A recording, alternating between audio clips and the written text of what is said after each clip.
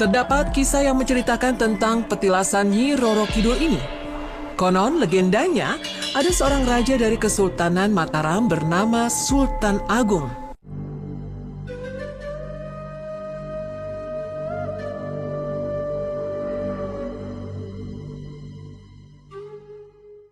Menurut informasi dari warga setempat, ada beberapa petilasan yang masih ada kaitannya dengan Sultan Agung.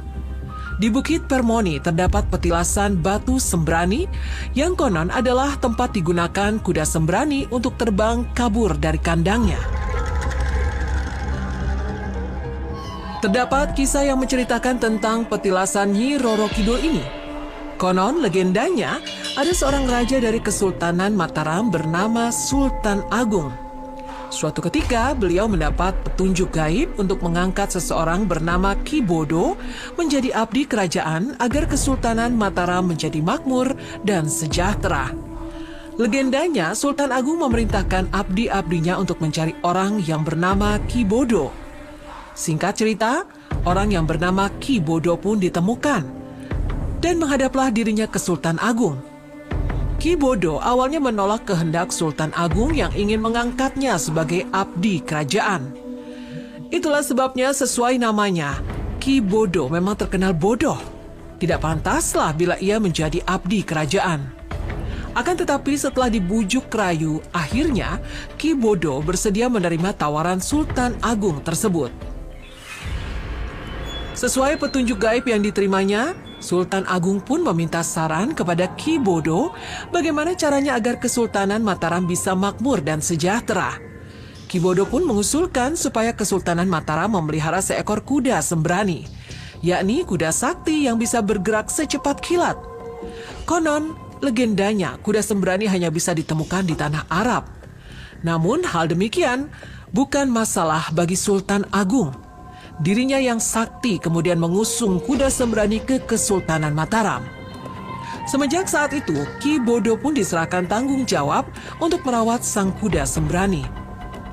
Legenda mengatakan, suatu ketika Ki Bodo lalai dan kuda sembrani pun kabur dari kandangnya. Permaisuri Sultan Agung bernama Gusti Ratu Putri mengetahui kejadian tersebut. Ia pun lantas berlari mengejar sang kuda sembrani. Tetapi karena kegesitan serta kesaktian kuda sembrani, Gusti Ratu Putri pun tidak sanggup mengimbanginya.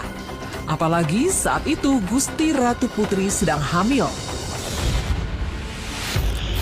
Di dekat suatu gunung, Gusti Ratu Putri yang kelelahan menghentikan larinya. Saat itu pula, Gusti Ratu Putri menyadari bahwa bayi di dalam kandungannya meninggal dunia. Remuklah hati Gusti Ratu Putri.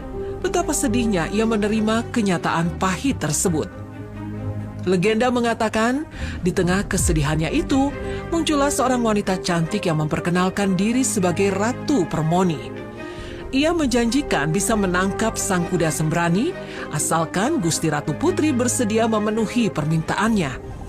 Tanpa pikir panjang, Gusti Ratu Putri mengiyakan permintaan Ratu Permoni. Oleh Ratu Permoni diperintahkannya Gusti Ratu Putri untuk pulang ke keraton Kesultanan Mataram. Tak disangka, sesampainya Gusti Ratu Putri di keraton, ia menemukan kuda sembrani sudah terikat di kandangnya. Konon legendanya, sebenarnya Ratu Permoni adalah Ratu Pantai Selatan atau sering disebut dengan Nyi Roro Kidul. Permintaan dari Ratu Permoni tersebut adalah menjadi istri dari Sultan Agung. Dan legendanya seluruh raja dari kerajaan Mataram. Warga sekitar mengatakan mereka sering melihat sosok Ratu Pantai Selatan di sekitaran petilasan. Mereka mengatakan sosok tersebut menampakkan diri setiap malam Jumat Kliwon. Selain penampakan sosok Nyi Roro Kidul, sering juga terdengar suara teriakan kuda dan suara kuda berlari. Warga setempat mengatakan tak hanya suara, tetapi penampakan kuda yang sedang terbang. Petilasan Nyi Roro Kidul menjadi urban legend bagi warga sekitar. Petilasan tersebut juga menjadi penghias Bukit Permoni.